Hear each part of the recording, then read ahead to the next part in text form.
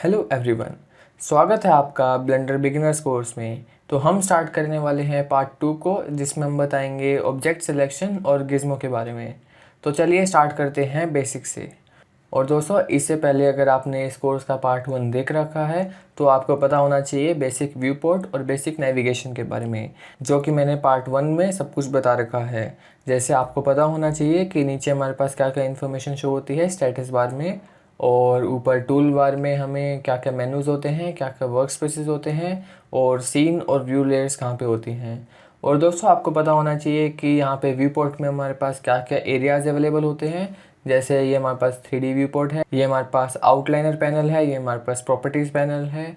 और आपको basic navigation के बारे में पता होना चाहिए, जैसे हम रोटेशन कैसे करते हैं, मिडल माउस से हम रोटेशन कर सकते हैं, और जूम इन और जूम आउट हम स्क्रॉल व्हील से कर सकते हैं। और अगर हमें व्यू पोर्ट मूव करना हो तो हम शिफ्ट प्लस मिडल माउस से कर सकते हैं। तो दोस्तों, ये आपको पता होना चाहिए अगर आपने फर्स्ट पार्ट देख रखा है तो। और हम यहाँ से बिल्कुल बेसिक से स्टार्ट करेंगे। तो दोस्तों, हमारी जैसे विंडो सिस्टम में होता है और हमारे काफ़ी सारी एप्लीकेशन में सॉफ्टवेयर में होता है, हम ऑब्जेक्ट को कैसे सिलेक्ट करते हैं। सिंपली हम लेफ़्ट माउस से ऑब्जेक्ट को सिलेक्ट कर सकते हैं, और जैसे आपको दिख रहा होगा यहाँ पे ऑब्जेक्ट सिलेक्ट हो गया है।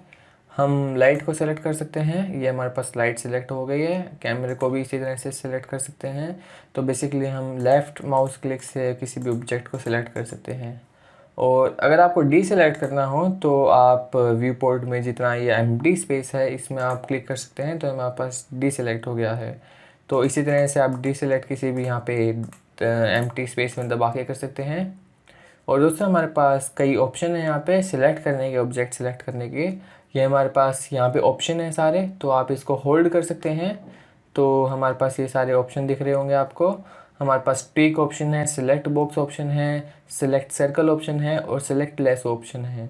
ये हमारे पास 4 ऑप्शन होते हैं और किसी भी ऑब्जेक्ट को सिलेक्ट करने के लिए। बाय डिफ़ॉल्ट हमारे पास जब हम ब्लेंडर की न्यू फाइल ओपन करते हैं तो बाय डिफ़ॉल्ट हमारे पास ये सिलेक्ट बॉक्स का ऑप्शन आता है। सिलेक्ट हम एक एक करके इस पे बताते हैं अभी। तो जैसे ट्विक बॉक्स क्या होता है। ट्विक बॉक्स दोस्तों बिल्कुल बेसिक है, आप इसमें ऑब्जेक्ट सेलेक्ट कर सकते हैं और डिससेलेक्ट कर सकते हैं। तो ये मैं आपको बताया था, तो ये बिल्कुल बेसिक ऑप्शन है। और जो हमारे पास बाय डिफ़ॉल्ट आता है जो कि है सिलेक्ट बॉक्स, इसे हम सेलेक्ट कर सकते हैं बॉक्स बना के। हम कस्टमाइजेबल बॉक्स बना सकते हैं। जैसे बॉक्स बनाने के लिए हमें लेफ़्ट क्लिक करना है और ड्रैग करना है। तो इस बॉक्स में जितने में हमारे पास ऑब्जेक्ट हैं ये हमारे पास सेलेक्ट हो जाएंगे। जैसे ये हमारे पास 3 ऑब्जेक्ट सेलेक्ट हो चुके हैं। तो आप ये किसी भी बॉक्स के अंदर जो ऑब्जेक्ट है वो सिलेक्ट हो जाएगा। तो ये बहुत ही कन्वीनियंट वे है ऑब्जेक्ट सेलेक्ट करने का। और ये दोस्तों बाय डिफ़ॉल्ट आता है, मैंने आपको अभी बताया जैसे। और हमारे पास सिलेक्ट सर्कल टूल है, इसमें जैसे आप देख सकते हैं हमारी एरो की पे एक सर्कल बन गया है। आप इसे सेलेक्ट कर सकते हैं। सिंपली आप ऑब्जेक्ट पे जाना है और आपको उस पर होवर करना है, और आप देख सकते हैं हमारे ऑब्जेक्ट सेलेक्ट हो रहे हैं। तो अभी हमारे पास तीनों ऑब्जेक्ट सेलेक्ट हो चुके हैं। डी सेलेक्ट करने के लिए आप कहीं भी क्लिक कर सकते हैं व्यू पोर्ट में, और हमारे पास डी सेलेक्ट हो जाएगा। तो इससे दोस्तों हम मल्टीपल ऑब्जेक्ट सेलेक्ट कर सकते हैं, जैसे एक ही बारी में हम तीनों यहाँ पे ऑब्जेक्ट सेलेक्ट कर सकते हैं। और हमारे पास फोर्थ टूल है सेलेक्ट लेसर टूल। इसमें दोस्तों हम अपना कस्टमाइजेबल एरिया बना सकते हैं, और उस एरिया में जितने भी ऑब्जेक्ट हैं वो सिलेक्ट हो जाएंगे। जैसे आपको सिंपली लेफ़्ट क्लिक करना है और ड्रैग करना है, तो ये हमारे पास एरिया बनते हुए आपको दिख रहा है, और इसके अंदर जितने भी हमारे पास ऑब्जेक्ट हैं सिलेक्ट हो जाएंगे। तो जैसे आपको दिख गया होगा यहाँ पे हमारे पास 3 से ऑब्जेक्ट थे तो सिलेक्ट हो गए। तो ये भी बहुत ही कन्वीनियंट वे है सिलेक्ट करने का। आप इसमें कस्टमाइजेबल एरिया बना सकते हैं सिलेक्ट करने के लिए। तो दोस्तों, ये हमारे पास 4 टूल थे सिलेक्ट करने के, ऑब्जेक्ट सेलेक्ट करने के। और अगर आपको व्यू पोर्ट में एक ही बारी में अपने सारे ऑब्जेक्ट सेलेक्ट करने हो तो वो कैसे करें, उसके लिए भी दोस्तों हमारे पास एक शॉर्टकट की है, और वो है ए। आप ए दबा के पूरे तीनों जो भी हमारे पास व्यू पोर्ट में ऑब्जेक्ट हैं उसे सिलेक्ट कर सकते हैं। और डी सेलेक्ट करने के हमारे पास ऑप्शन है, 3 ऑप्शन है हमारे पास डी सेलेक्ट करने के। जैसे आप एक तो कहीं भी क्लिक करके डी सेलेक्ट कर सकते हो व्यू पोर्ट में, और एक और ऑप्शन है आप डबल ए प्रेस कर सकते हो, डबल ए की प्रेस कर सकते हो अपने कीबोर्ड में। जैसे ये हमारे पास डबल की प्रेस हो गई तो हमारे पास अभी एक भी ऑब्जेक्ट सेलेक्ट नहीं है। और एक और ऑप्शन है आप अपने कीबोर्ड में ओल्ड प्लस ए दबा सकते हो, तो ये आपको दिख रहा होगा ऑब्जेक्ट हमारे डी सेलेक्ट हो गए। तो सेलेक्ट करने के लिए आप ए दबा सकते हो, डीसेलेक्ट करने के लिए आप Alt प्लस ए दबा सकते हो और कहीं भी क्लिक कर सकते हो। तो ये हमारे पास सेलेक्ट करने का बिल्कुल बेसिक था। और दोस्तों अगर आपको अपने हिसाब से मल्टीपल ऑब्जेक्ट सेलेक्ट करने हो तो आप कैसे कर सकते हैं, उसके लिए आप सिंपली शिफ्ट की प्रेस कर सकते हो और कहीं भी एरिया में जो आपको ऑब्जेक्ट सेलेक्ट करना है उसे आप लेफ़्ट माउस कर सकते हो।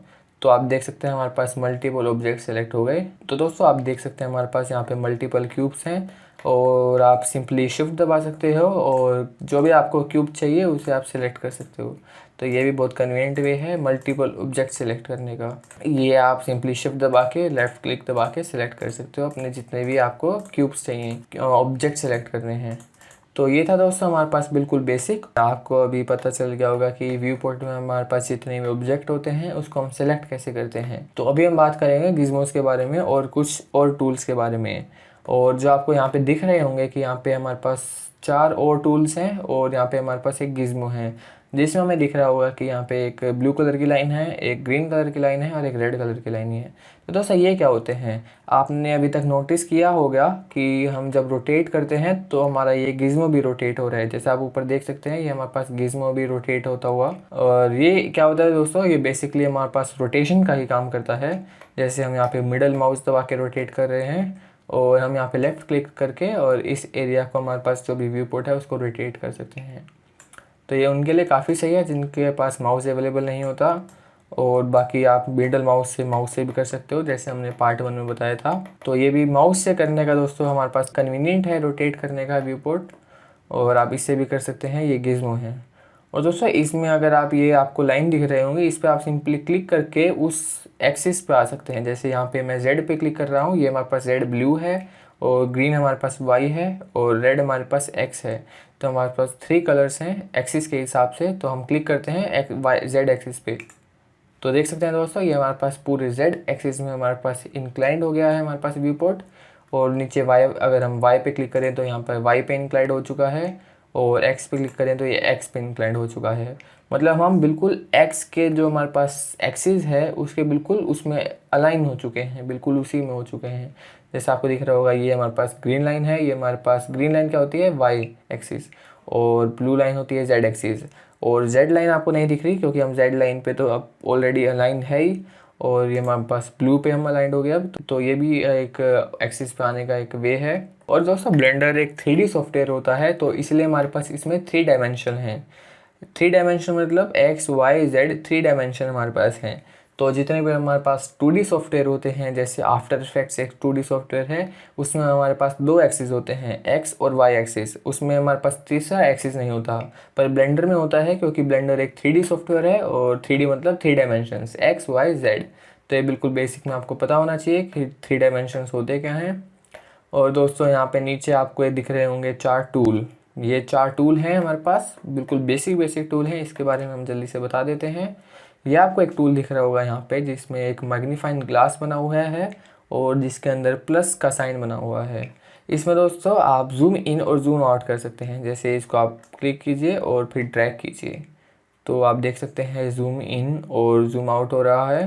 तो दोस्तों अभी आपको हमने पार्ट 1 में बताया था कि स्क्रॉल व्हील से हम भी जूम इन और जूम आउट कर सकते हैं। तो दोनों एक ऑप्शन है हमारे पास जूम इन और जूम आउट करने के। और नीचे आपको दिख रहा होगा एक हैंड का आइकन बना हुआ है, ये हमारे पास मूव टूल है।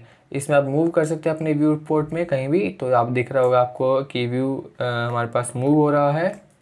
तो दोस्तों जैसे कि हमने पार्ट 1 में बताया था आप move shift plus middle mouse दबा के भी कर सकते हैं। तो ये बेसिकली सेम फंक्शन कर रहा है हमारे पास मूव करने का। हमारे पास वे है मूव करने का और ये भी हमारे पास वे है। माउस के लिए आप यहाँ पे शिफ्ट प्लस मिडल माउस दबा के आप कर सकते हैं मूव, ये भी कन्वीनियंट वे है हमारे पास मूव करने का। तो दोस्तों ये 3 ऑप्शन हमारे पास बेसिक नेविगेशन के हैं। जैसे इससे आप रोटेट कर सकते हैं व्यू पोर्ट, और आप मिडल माउस दबा के भी व्यू पोर्ट रोटेट कर सकते हैं। मैग्नीफाइंग ग्लास से ये इस ऑप्शन से आप जूम इन और जूम आउट कर सकते हैं, और स्क्रॉल व्हील से भी आप जूम इन और जूम आउट कर सकते हैं। और इससे आप मूव कर सकते हैं अपने व्यू पोर्ट को, और शिफ्ट और मिडल माउस से भी आप अपने व्यू पोर्ट को मूव कर सकते हैं। तो ये थे दोस्तों हमारे पास नेविगेशन टूल कुछ, और उसके शॉर्टकट्स हमने आपको पार्ट 1 में भी ऑलरेडी बता दिए थे। और उसके नीचे आपको दोस्तों दिख रहा होगा कि यहाँ पे एक टूल है जिसमें कैमरे का साइन बना हुआ है।